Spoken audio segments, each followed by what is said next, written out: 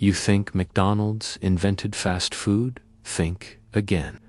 2,000 years ago, in the bustling streets of ancient Rome, something remarkable was happening.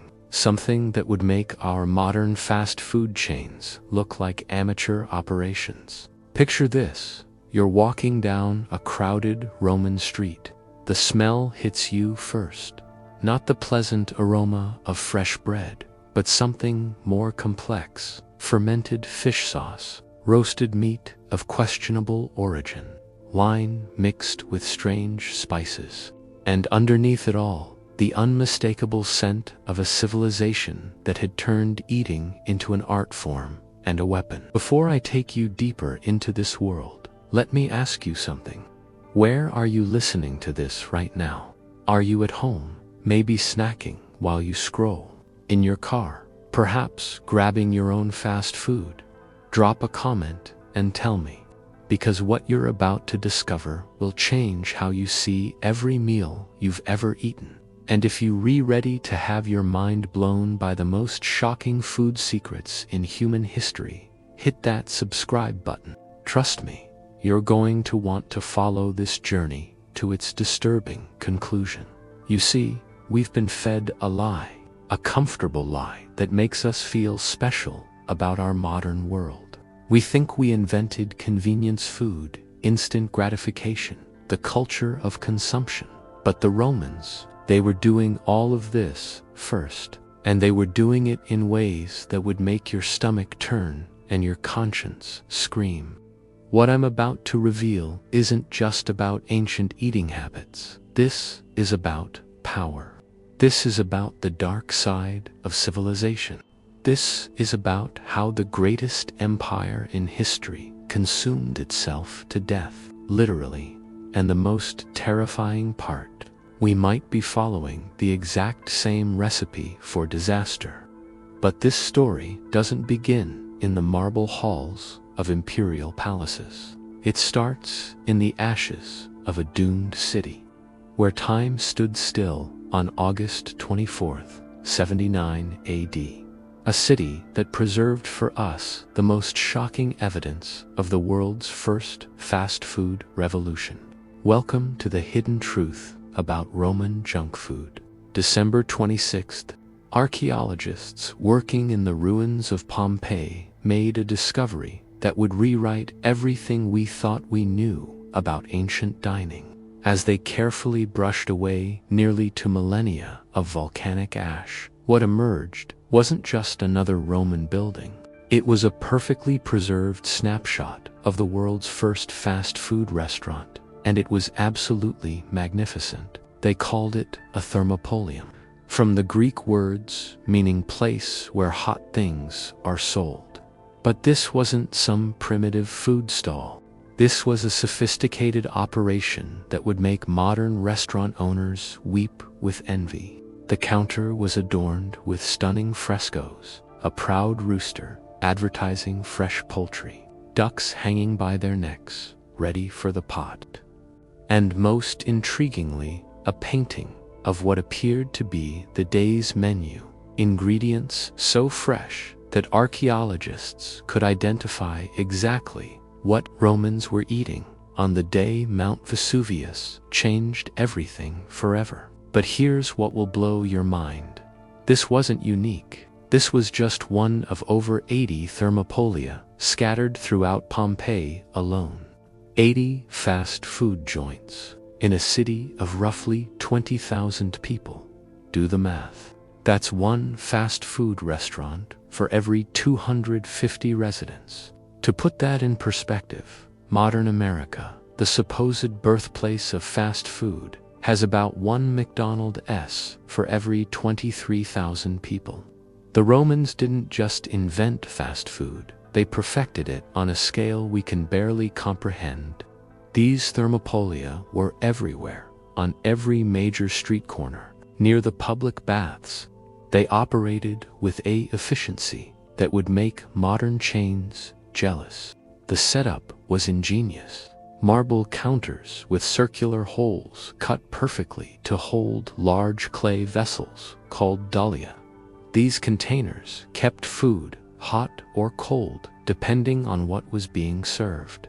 The design was so practical that customers could grab their meal and keep walking without breaking stride. But what exactly were they serving? This is where things get interesting. The menu at your average Thermopolium read like a fever dream of exotic cuisine. There was garum, a sauce made from fermented fish intestines that was so pungent it could clear a room, yet Romans considered it essential to every meal. Imagine the strongest fish sauce you've ever encountered. Multiply that smell by 10, and you're getting close to garum. They served honey-roasted dormice. Yes, rodents. But not just any rodents. These were considered such a delicacy that wealthy Romans raised them in special jars, feeding them until they were perfectly plump, then killing them, stuffing them with minced pork and pine nuts, and roasting them in honey. There were platters of exotic birds, not just chicken, but peacock tongues, parrot heads, flamingo brains. They served stews made from ingredients that would horrify modern health inspectors. Snails swimming in wine-soaked broths, dishes containing organs from animals most customers had never even seen alive. And the drinks, Romans rarely drank wine straight. They mixed it with water, honey, spices, and sometimes even seawater to create concoctions that ranged from mildly intoxicating to potentially hallucinogenic. The most popular drink among working-class Romans was called posca, essentially vinegar mixed with water. It sounds disgusting, but it served a crucial purpose. In an age before proper sanitation, the acidity killed harmful bacteria, making it safer than plain water. But here's where the story takes a darker turn. These Thermopolia weren't just restaurants. They were the criminal underworld's favorite hangouts. Roman writers describe these establishments as dens of vice and corruption. Gambling was rampant. Prostitution was common.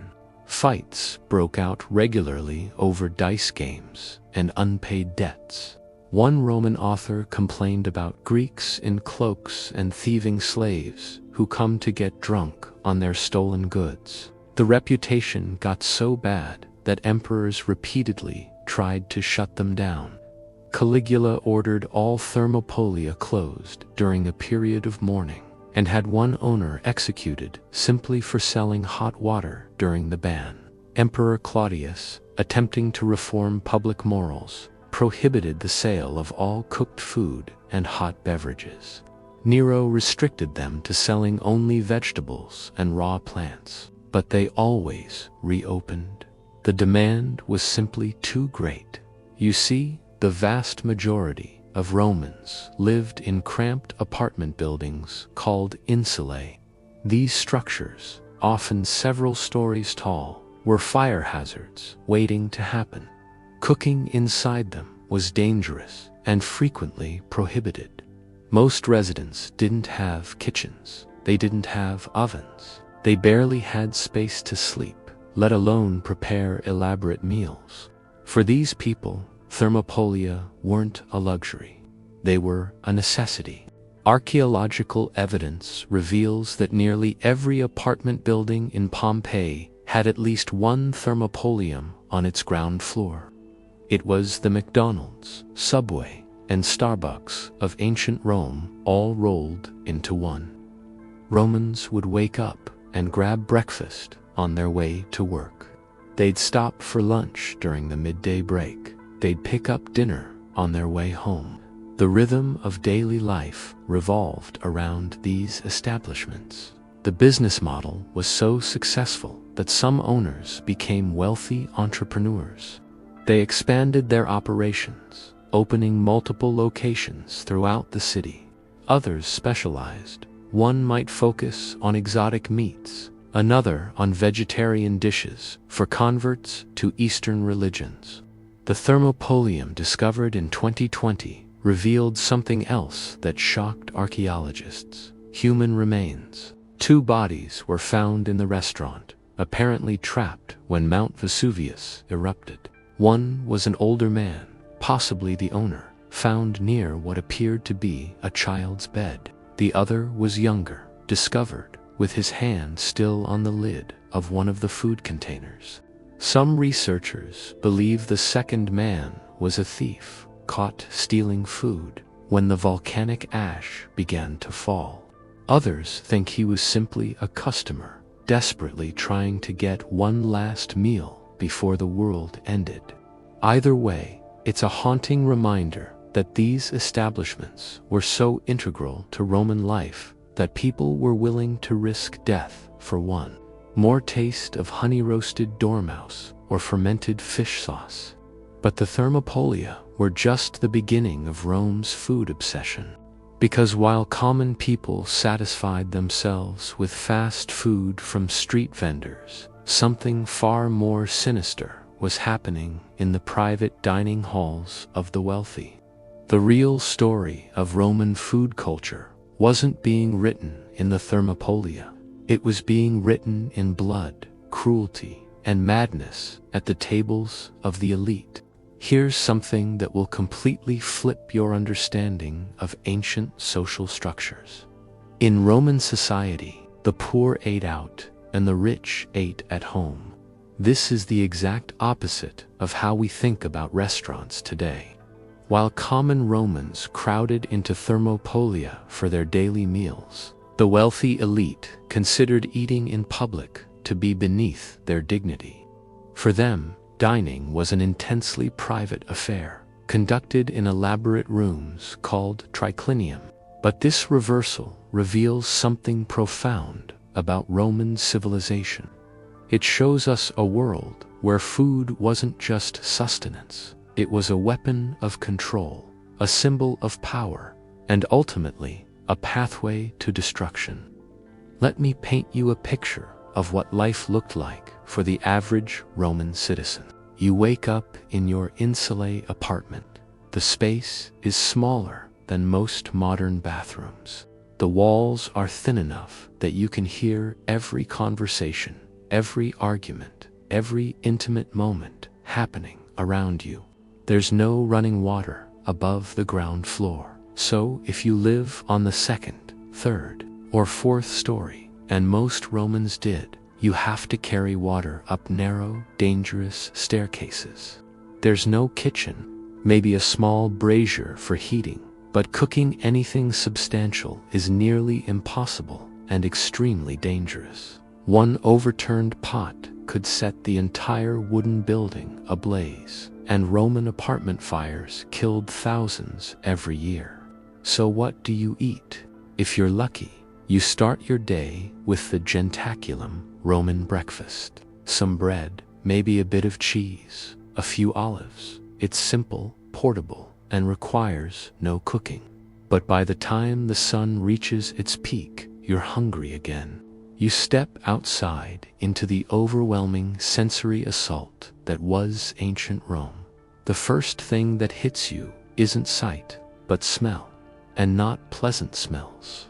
Open sewers running with human waste. The pungent stench of garum being prepared in large vats throughout the city. The acrid smoke from metalworking shops. The unwashed bodies of 1 million people living in impossibly close quarters. And underneath it all, the complex aroma of a dozen different Thermopolia firing up their stoves for the day's service. You join the crowd at one of the marble counters, the server, almost certainly a slave, owned by the establishment, ladles out a portion of whatever stew is bubbling in the dahlia. Maybe it's a mixture of lentils and barley, heavily seasoned with that ubiquitous garum. Perhaps it's moratum, a spread made from cheese, garlic, and herbs, served with flatbread. If you have extra coins, you might splurge on meat. But Roman butchers sold every part of every animal. Tongues, brains, intestines, organs that don't have appetizing names in any language. Nothing was wasted, partly from necessity, partly because different social classes ate different parts of the same creature. The wealthy got the choice cuts. The middle class could afford secondary portions, but the poor, they got whatever was left, and they learned to make those scraps delicious because they had no choice. But here's what's remarkable. They did make them delicious. Archaeological analysis of food residue found in Thermopolia reveals sophisticated cooking techniques. These weren't just places that reheated leftovers. They were full-service kitchens using complex flavor combinations and cooking methods passed down through generations. One of the most popular working-class dishes was pulse fabata cum lardo, a thick porridge made from fava beans and bacon fat.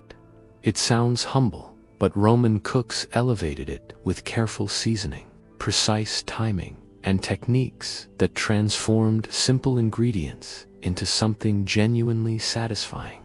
But the most important thing to understand about Roman food culture is that it was political. The Roman government provided free grain distributions to citizens. These handouts, called the annona, weren't acts of charity. They were tools of social control.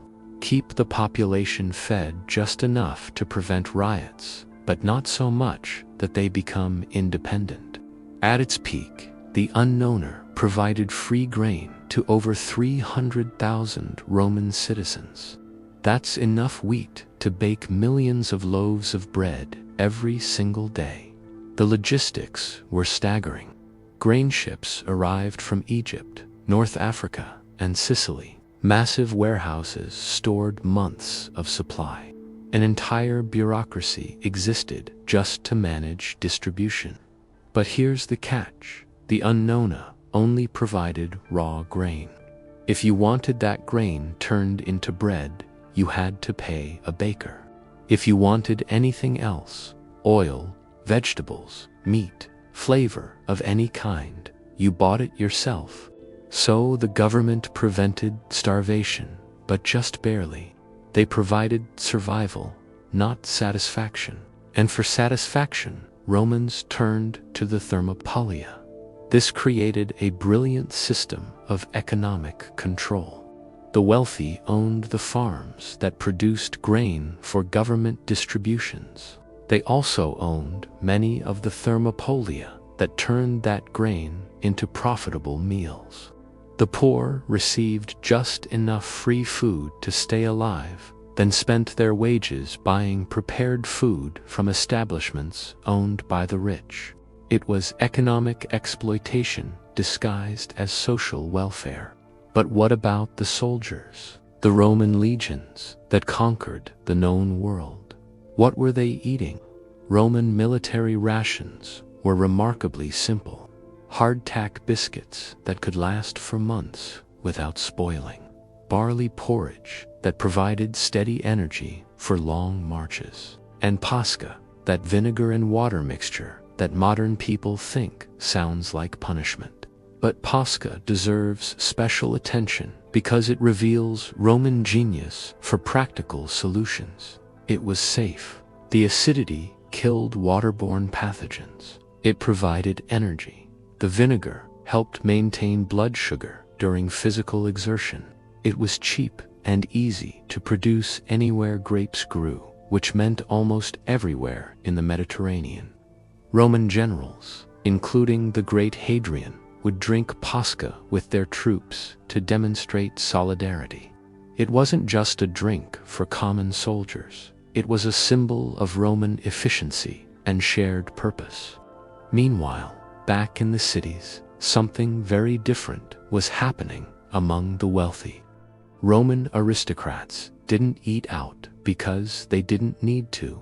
Their houses had full kitchens staffed with skilled slaves. They had storage rooms filled with imported delicacies.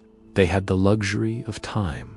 They could spend hours preparing and consuming elaborate meals. But more importantly, they had discovered that food could be used as a form of entertainment, a demonstration of power, and a tool of psychological control.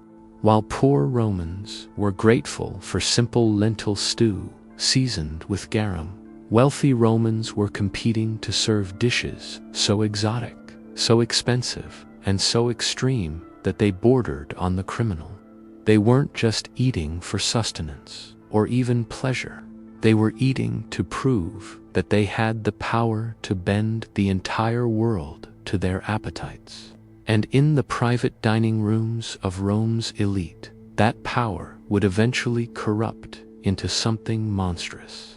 But we're not there yet, because first, I need to tell you about the most important Roman food that nobody talks about, the substance that kept the empire functioning, that prevented revolution, and that ultimately became the foundation for everything that followed.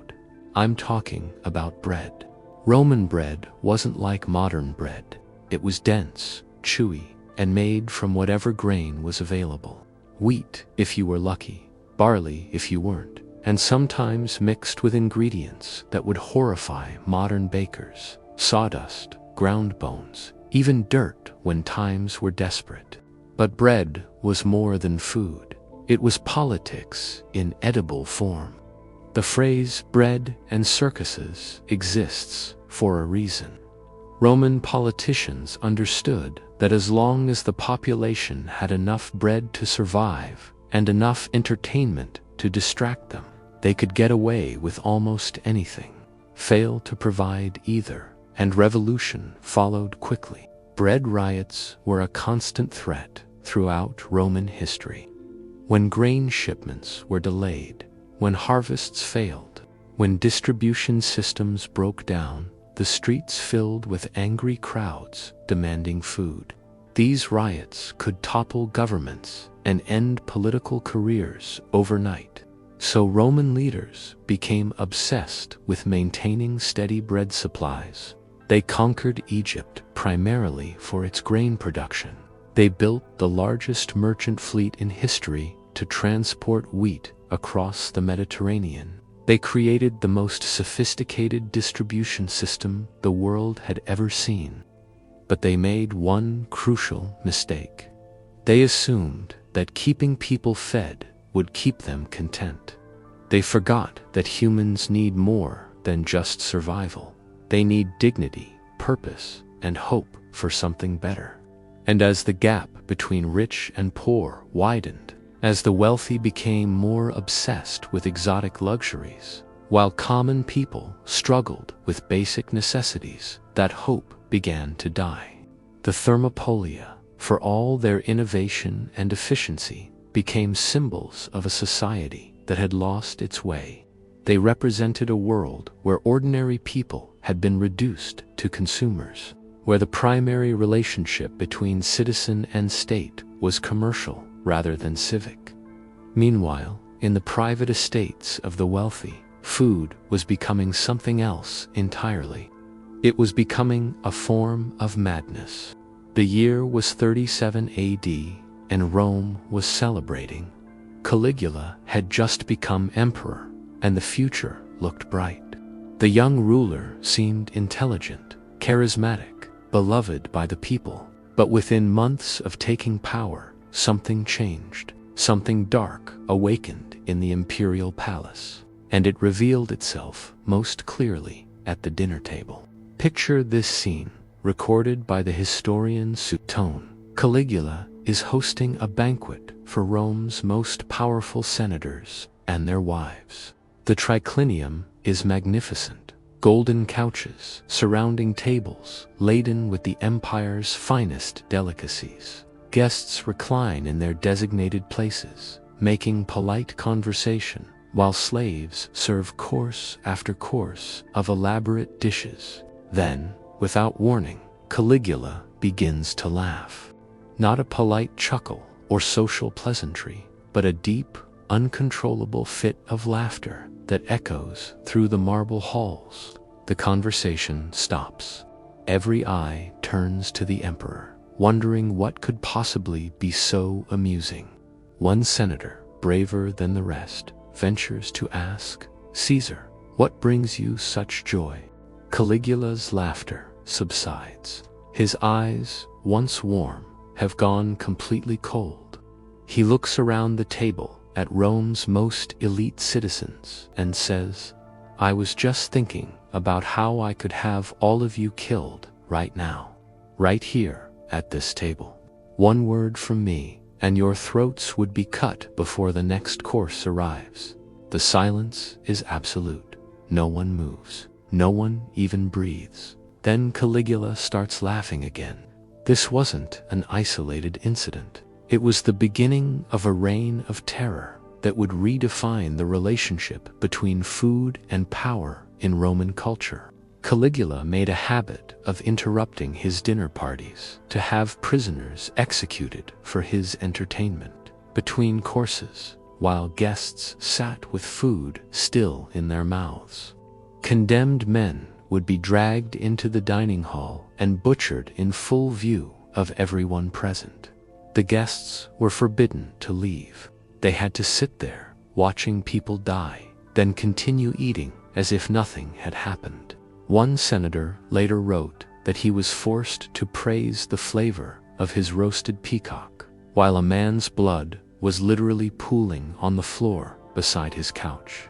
But the executions were just appetizers for Caligula's main course of madness. He developed an obsession with culinary extremes that bordered on the supernatural.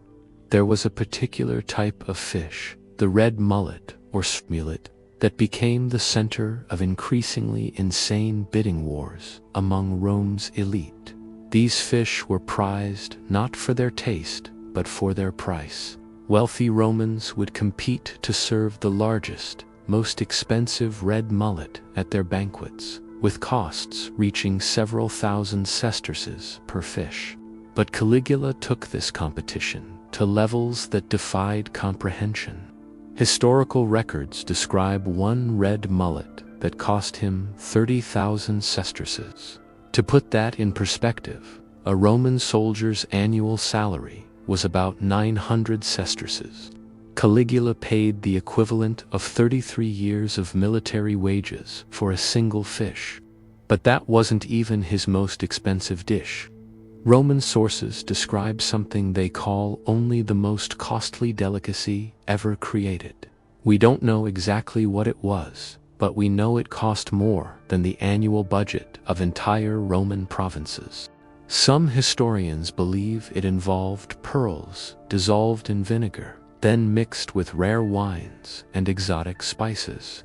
Others think it was made from the organs of animals, so rare they had to be hunted in the remotest corners of the empire, requiring months of travel and massive bribes to local rulers. Whatever it was, it represented something more disturbing than mere waste. It represented the complete separation of Rome's ruling class from reality. While Caligula was spending fortunes on individual dishes, millions of Romans survived on bread and water. While he was dissolving pearls in his wine, families were selling their children into slavery to avoid starvation. But Caligula's culinary madness extended far beyond mere expense. It became genuinely twisted. He would invite senators' wives to his private dinners, then openly assault them while their husbands watched. He carried on incestuous relationships with his own sisters, often during formal state banquets with foreign ambassadors present. The most disturbing accounts describe Caligula forcing his dinner guests to participate in his perversions. If you wanted to maintain your position in Roman society, if you wanted to keep your property and your life, you had to smile and pretend that everything was perfectly normal. But Caligula's reign lasted only 4 years. He was assassinated by his own guards in 41 AD. Surely his successor would restore sanity to imperial dining, right? Wrong. Nero, who became emperor in 54 AD, took imperial culinary excess to heights that made Caligula look restrained. Nero's banquets weren't just meals. They were theatrical productions that lasted for days. He hired Rome's most expensive entertainers, He commissioned dishes that told elaborate stories through food. He created dining experiences that assaulted every sense simultaneously. One account describes a dinner where each course represented a different season. The winter course was served on tables carved from ice, with frozen delicacies arranged to look like snow-covered landscapes. The summer course included live butterflies released over the food, with flowers specially cultivated to bloom out of season. But Nero's true innovation was the integration of cruelty with cuisine. He would have Christians burned alive to provide lighting for his dinner parties. Guests ate by the flickering light of human torches, the smell of burning flesh mixing with the aroma of roasted meats. He developed a signature dish called Nero's Delight, a preparation that involved cooking live animals in ways designed to maximize their suffering. The screams of dying creatures were considered part of the dining experience. The historical record describes one banquet where Nero served food made from human flesh, not from executed criminals, but from living slaves who were killed specifically to create this delicacy. Guests were told what they were eating only after finishing the course. Most refused to believe it. Some vomited. A few seemed to enjoy it. But perhaps the most revealing story about Nero comes from his final days.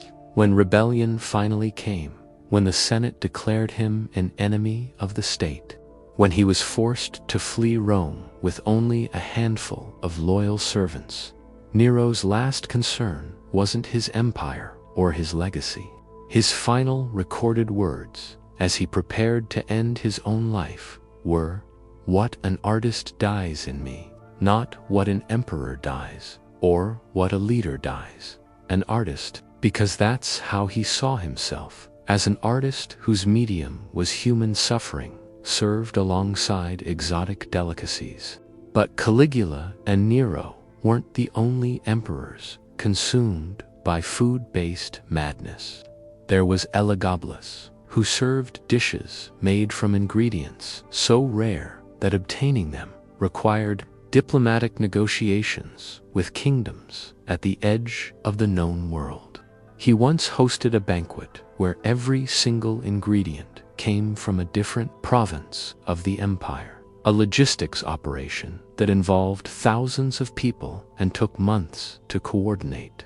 There was Vitellius, who supposedly ate for massive meals every day, each lasting several hours. He would induce vomiting between courses to make room for more food, then continue eating until he collapsed from exhaustion. But the most disturbing figure in this catalog of culinary madness wasn't an emperor at all. He was a man named Marcus Gabius Apicius, and his story reveals the ultimate destination of Roman food culture. Apicius lived during the reign of Tiberius in the 1st century AD. He was Rome's first celebrity chef, the author of the only complete cookbook that survives from ancient Rome. His dinner parties were legendary, his recipes the stuff of myth. But Apicius had developed what can only be described as an addiction to luxury. He spent his entire fortune, one of the largest private fortunes in the empire, exclusively on food. Not on land, not on political influence, not on lasting achievements, but solely on creating culinary experiences that no one had ever tasted before. When he realized he had spent almost everything, and would soon be reduced to eating ordinary food like ordinary people, Apicius made a decision that shocked even Rome's jaded elite. He threw one final banquet, the most expensive, most elaborate meal ever created. Every dish was a masterpiece, every ingredient the finest money could buy. At the height of the festivities, surrounded by the greatest delicacies the world had ever seen, he took poison. Apicius chose death rather than life without culinary luxury. His suicide note, preserved by ancient historians, contained only one line: "I cannot bear to live as a common man." The story of Apicius reveals something crucial about Roman elite culture. Food had stopped being about nourishment, pleasure, or even status. It had become a drug, and like any drug, it demanded ever-increasing doses to achieve the same effect. Roman aristocrats were literally dying for their next culinary high. They had become so dependent on extreme sensory experiences that ordinary food, the food that sustained millions of people, had become unbearable to them. This represents a form of psychological corruption so profound that it's difficult for modern minds to comprehend. These weren't evil people in the traditional sense. Many were loving parents, devoted friends, patrons of art and literature. But when it came to food, they had lost something fundamental to their humanity. They could only enjoy their meals if they knew others had suffered to create them. The suffering had become part of what they consumed. And this moral blindness, this addiction to cruelty disguised as cuisine, was built on a foundation of exploitation that stretched across the entire Roman world. Behind every exotic dish served in Rome's palaces lay a network of suffering that stretched across 3 continents. To truly understand Roman food culture, we need to follow the supply chains that brought these delicacies to imperial tables. Let me tell you the real story of garum, that fermented fish sauce I mentioned earlier. Garum production began with fish, not just the meat, but everything: heads, bones, intestines, organs, scales. All of it was layered with salt in massive stone vats, then left to ferment in the sun for months. The smell was so overwhelming that garum factories were banned within Roman city limits. They were built on remote coastlines, staffed primarily by slaves who had no choice but to endure conditions that would break most people. Workers had to stir the rotting mixture daily, releasing clouds of toxic gases. Many suffered permanent lung damage. Others went blind from the fumes. The mortality rate among garum workers was higher than in the gladiatorial schools, but the finished product was liquid gold. High-quality garum sold for more than fine wine. A single amphora could cost more than a skilled craftsman earned in a month. The best garum came from bluefin tuna intestines processed in southern Spain. Slaves would catch these massive fish, sometimes weighing hundreds of pounds, then spend days carefully preparing their organs. The work was backbreaking and deadly. Ancient tuna fishing had a mortality rate that exceeded gladiatorial combat. Every exotic ingredient had its own trail of exploitation. Consider silphium, a plant that grew only in what is now Libya. It was so valuable, it appeared on Roman coins. The demand was so great that Romans harvested it to extinction within a few centuries, making it the first documented case of humans driving a species extinct through overconsumption. Gathering silphium required expeditions into hostile desert territories. Slaves and desperate freedmen would spend months in the wilderness, facing attacks from local tribes, extreme weather, and starvation, all to collect a plant that would be consumed at a single Roman banquet. Or take the flamingo tongues that graced the most exclusive tables. Flamingos lived in remote salt lakes throughout North Africa. Capturing them required specialized knowledge and equipment. Slaves would wade into salt water that burned their skin and eyes, hunting birds that would be killed solely for their tongues. Thousands of flamingos died to provide a few dozen tongues for one imperial dinner party. But perhaps most disturbing was the supply chain for those honey-roasted dormice that were such popular delicacies. Romans didn't just catch wild dormice. They developed an entire industry around breeding them for food. The animals were raised in special containers called gloraria, clay pots with small holes that allowed just enough movement to keep them alive, but not enough to exercise away the fat that made them valuable. These creatures spent their entire lives in darkness, force-fed diets designed to make them as fat as possible, as quickly as possible. When they reached the desired weight, they were killed, stuffed with pork and pine nuts, then roasted in honey. The slaves who managed these operations worked in conditions that can only be described as torture chambers, rooms filled with hundreds of clay containers, each holding living animals in various stages of fattening. The constant squeaking of terrified creatures, the smell of waste, the daily routine of feeding animals that existed only to die. It broke many people psychologically, but the cruelty extended beyond just food production. It infected the entire Roman relationship with eating. Archaeological evidence reveals something shocking about Roman dining practices. Analysis of human remains from Pompeii and other sites shows extraordinarily high rates of intestinal parasites among all social classes. The reason? Terrible food hygiene that resulted directly from Roman obsession with exotic dishes. Roman kitchens regularly processed raw meat from dozens of different animals without proper cleaning between preparations. The elaborate multi-course banquets created perfect conditions for cross-contamination, but it gets worse. Roman medical writers describe practices that sound like something from a horror film. When wealthy Romans felt too full to continue eating during their marathon banquets, they would deliberately induce vomiting to make room for more food. This wasn't occasional, this was routine.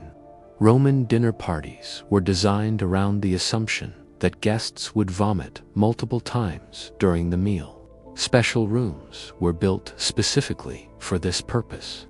The constant vomiting caused severe dental damage and throat injuries. Wealthy Romans actually had worse dental health than common people, despite access to better food and medical care.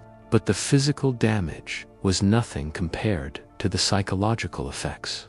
Ancient sources describe Roman aristocrats who became unable to eat normal food.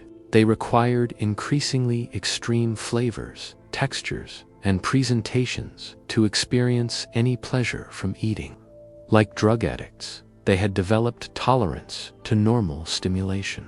This created a feedback loop of cruelty. As the wealthy demanded more exotic dishes and more elaborate presentations, the suffering required to create these experiences expanded exponentially. Archaeological evidence suggests that Roman luxury food production contributed to massive environmental destruction throughout the Mediterranean. Forests were cleared to create pastures for exotic animals. Rivers were diverted for fish farms. Entire ecosystems collapsed under the pressure of supplying Rome's appetite. But perhaps most disturbing was how this system corrupted the very nature of human relationships with food. Eating is supposed to be about nourishment, community, survival. In Roman elite culture, it became about domination, cruelty, and waste. Meals weren't shared experiences that brought people together. They were performances of power that demonstrated who controlled life and death. The psychological profiles that emerge from Roman dining accounts are genuinely disturbing. These were people who could only enjoy food if they knew others had suffered to create it. They didn't just accept cruelty as a cost of luxury. They actively sought out dishes that involved the most suffering, because the suffering itself had become part of what they consumed. This represents moral corruption so profound that it defied the basic principles that hold civilizations together. And this corruption, this addiction to cruelty, this complete disconnection from the consequences of their appetites, would ultimately contribute to the collapse of the entire Roman system. By the 4th century AD, the Roman Empire was eating itself to death. Literally, the symptoms were everywhere, but nowhere more visible than in the mathematics of imperial consumption. A single banquet, hosted by a wealthy senator, now consumed more resources than entire villages used in a year. Ships that should have carried grain to feed the hungry instead transported live fish in special tanks to satisfy gourmets. Warehouses that could have stored emergency supplies were filled with rare wines and imported delicacies that would be consumed in a single evening. The empire had become a parasite feeding on itself. But the real problem wasn't just waste. It was the complete breakdown of the social bonds that held Roman civilization together. Traditional Roman culture had been built on shared values: duty, discipline, sacrifice for the common good. Citizens were expected to put Rome's needs above their personal desires. But by the late empire, these values had been replaced by something else entirely. The wealthy existed solely to consume, and everyone else existed to serve their consumption. Archaeological evidence tells the story clearly. Excavations of late Roman villas revealed dining rooms that occupied larger portions of houses than ever before. Kitchen complexes were bigger than entire earlier Roman homes. Meanwhile, excavations of common dwellings show increasing poverty, smaller living spaces, and evidence of widespread malnutrition. While emperors were dissolving pearls in wine, ordinary Romans were mixing sawdust with bread to make it last longer. While aristocrats competed to serve the most exotic delicacies, families in the countryside were abandoning children they couldn't feed.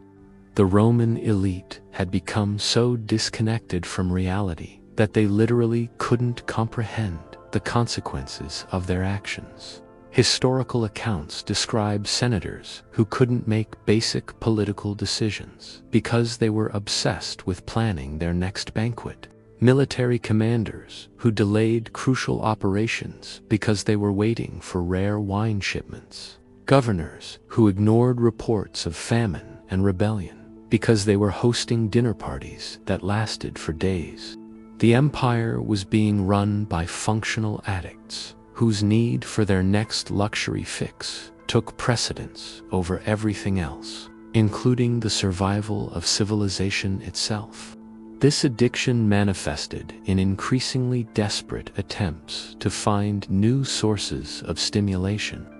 By the 5th century, Roman banquets had become spectacles of cruelty that would shock modern horror audiences. Accounts describe dinners where live animals were tortured for entertainment while guests ate. Banquets where slaves were forced to fight to the death between courses. Meals where human suffering had literally become part of the menu. But the most telling symptom of collapse was the food riots that became increasingly common throughout the late empire. These weren't simple protests about shortages. They were explosions of rage against a system that had become so obviously unjust that even the most downtrodden citizens could no longer tolerate it. The pattern was always the same. News would spread about some particularly outrageous imperial feast, an emperor spending a city's annual budget on a single meal. While people starved in the streets, crowds would gather. Someone would throw a stone. Suddenly, entire districts would erupt in violence. By the 4th century, Roman emperors stationed permanent military units, specifically to guard food warehouses from their own hungry citizens. The empire was using its legions not to defend borders or conquer new territories, but to protect grain stores from desperate Romans. When a state has to use military force to prevent its own people from taking food, that state has lost all legitimate authority. But the food system's collapse went beyond urban riots. It was destroying the rural foundation that supported everything else. Roman agricultural practices, driven by demand for exotic luxury foods, had become environmentally catastrophic. Vast areas of North Africa that had been fertile farmland were turned into deserts by intensive cultivation of specialty crops for Roman markets. Some of these regions are still barren today, 15 centuries later. The economic distortions were equally devastating. Rational farmers switched from growing necessities to producing luxuries, creating chronic food shortages for ordinary people, even while total agricultural production increased. The final stage came when barbarian tribes realized that Rome was too weak and distracted to defend itself effectively. These tribes had been watching Roman decadence for generations. They had seen Roman ambassadors arrive with entourages larger than armies, more concerned with their meals than with serious negotiations. To these barbarian leaders, Rome had ceased to be a formidable opponent. It had become prey. The sack of Rome in 410 AD was as much a cultural rejection as a military conquest.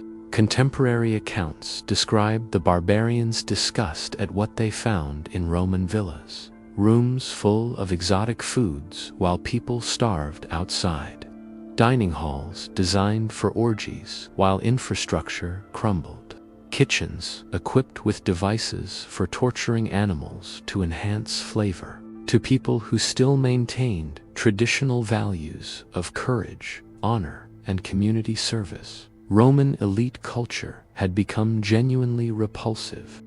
But here's the most tragic part. The collapse didn't have to happen. Rome possessed all the resources, technology, and knowledge necessary to survive for centuries more. What it lacked was leadership capable of distinguishing between civilization and decadence, between legitimate pleasure and destructive addiction. The empire fell not because it was conquered, but because it rotted from within. And that rot began in the dining halls of the wealthy, spread through the moral fabric of society, and eventually consumed everything. Here we are, 1500 years after Rome's fall, living in a world with unsettling similarities to the empire we've just explored. We have our own Thermopolia, fast food chains serving processed foods to people with no time or space to cook. We have our own exotic ingredient trade, exploiting workers in distant countries to satisfy wealthy appetites. We have our own celebrity chefs competing to create ever more extreme and expensive dishes. We even have our own version of garum, highly processed foods that bear little resemblance to anything occurring in nature. But perhaps most disturbing, we have our own elite class, increasingly disconnected from the consequences of their consumption. People spending more on single meals than most humans earn in years, while millions go hungry. Private jets flying to dinner parties while lecturing others about environmental responsibility. The parallels aren't perfect. We don't dissolve pearls in wine or serve dishes made from human flesh, but the fundamental pattern is disturbingly similar. A tiny elite consuming vast resources for personal pleasure, while the majority struggle with basic needs. The Roman Empire lasted over 1,000 years. For most of that time, it was a force for stability and human advancement. It built infrastructure that benefited millions. But in its final centuries, it became something else, a machine designed to convert human suffering into elite pleasure. Once that transformation was complete, collapse was inevitable. The question we must ask ourselves: are we making the same mistake? Are we building a civilization or just feeding our appetites? The Romans thought they were eternal. They believed their empire was too big, too powerful, too sophisticated to fail. They were wrong. History doesn't repeat, but it rhymes. And the rhythm we're following sounds ominously familiar to anyone who has studied Roman banquet halls. We can choose to be citizens or customers. We can create a legacy worthy of our capabilities, or feast while the world burns. The Romans made their choice in their Thermopolia, their dining halls, their endless pursuit of the next exotic delicacy. They chose consumption over creation, appetite over responsibility, pleasure over purpose. Now, it's our turn to choose. What will future historians say about us? What kind of feast are we preparing for our descendants? The answer is being written right now in every choice we make about what to consume and what to create, what to preserve and what to sacrifice. The Romans thought they had forever to figure it out. They were wrong about that, too. If this story has changed how you see the world we're building together, share it, subscribe, leave a comment about what civilization means to you. Because the most important lesson from Rome isn't about food or emperors or ancient history. It's about the choices we make when no one is watching, the values we live by when it's inconvenient, and the kind of world we're willing to fight for when everything else is falling apart.